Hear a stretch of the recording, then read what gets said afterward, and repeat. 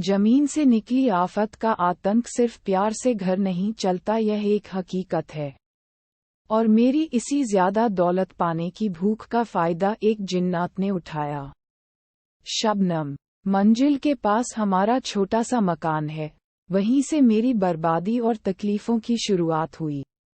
निकाह के बाद से ही मुझे रात के सन्नाटे में एक बुजुर्ग पहाड़ी इंसान की आवाज सुनाई देती थी।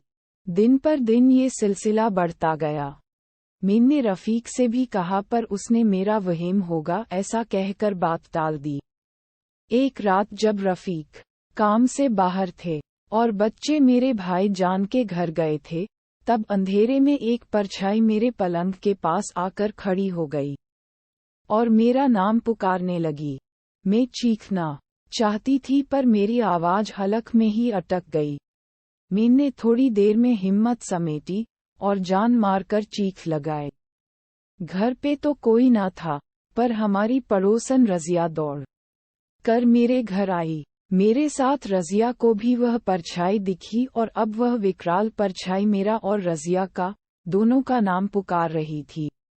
रजिया ने मुझे और मैंने रजिया को कस के पकड़ लिया और हम दोनों कांप रही थी।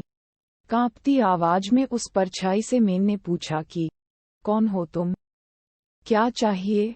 उसने जवाब में इतना ही कहा कि वह इस जमीन के नीचे रहता है और उसे कुछ देना है मुझे। फिर उसने कहा, अपना तोहफा बाहर निकाल लो। इतना बोलकर वह परछाई गायब हो गई। मेरी तो खुशी का ठिकाना नहीं रहा। अब मुझे यकीन हो चला था कि जमीन के नीचे जरूर कोई गड़ा हुआ खजाना है। मैं और रजिया कूद कूद कर नाचने लगी। मैंने रजिया को भी कुछ हिस्सा देने का वादा कर लिया और तुरंत ही पलंग हटाकर रजिया की मदद से जमीन खोदने लगी। सुबह 4 बजे तक पूरे रूम में 1 मीटर तक का लंबा चौड़ा गड्ढा खोद डाला हमने, पर जमीन में से कमबख्त मट्टी और पत्थर के अलावा कुछ ना निकला। हिम्मत हारकर हमने गड्ढा पैक करने का फैसला किया और गुस्से में आकर गड्ढे में आखिरी वार किया।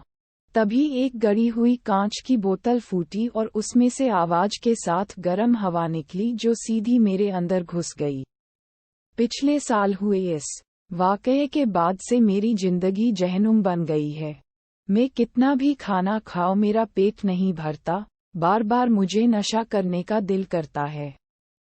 खून की गंध मुझे अच्छी लगने लगी है। लोगों से मिलना जुलना भी मैंने छोड़ दिया है। बार बार खुद को मार देने का जी करता है। मेरी पड़ोसन रजिया भी अचानक शहर छोड़कर चली गई है और मेरी इस तकलीफ के इलाज के लिए मेरी अम्मी ने दरगाह का धागा मेरे हाथ में बांधा है। रफीक भी दिन में 3 बार मेरी खैरियत जानने के लिए मंडी से फोन करता है। दरगाह का धागा बांधने के बाद वह परछाई मुझसे दूर खड़ी रहती है और हाथ पर बंधा धागा निकालने के लिए कहती रहती है। मैं अपनी सच्ची कहानी इसीलिए बयान कर रही हूँ ताकि कोई और बेकसूर इंसान मेरे जैसी मुसीबत में ना फंसे।